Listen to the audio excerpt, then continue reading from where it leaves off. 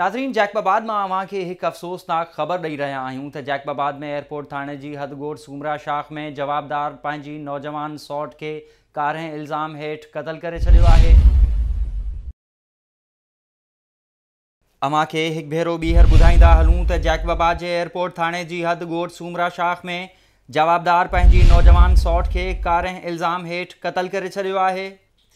जैकबाबाद में एयरपोर्ट थाणे जी हदगोट अहमद मियां सूमरो वारे इलाइक़े में जवाबदार ग़ुलाम अली गोलियूं हणी पंहिंजी सौट फिरदौस ज़ाल सईद अहमद खे क़तल करे छॾियो।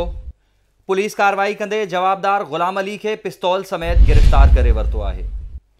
अवां खे हिकु भेरो ॿीहर ॿुधाईंदा हलूं त जैकबाबाद में कारें इल्ज़ाम हेठि औरत खे क़तल कयो वियो आहे।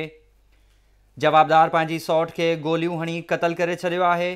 इतला ते हद जी पुलिस वाक़े वारे हंध ते पहुची औरत जो लाश सिविल अस्पताल मुंतक़िल कयो, जितां पोस्टमार्टम बाद वारिसनि हवाले कयो वियो आहे, जॾहिं त पुलिस वक़्तायती कार्रवाई कंदे जवाबदार खे हथियार समेत गिरफ़्तार पिणु करे वरितो आहे।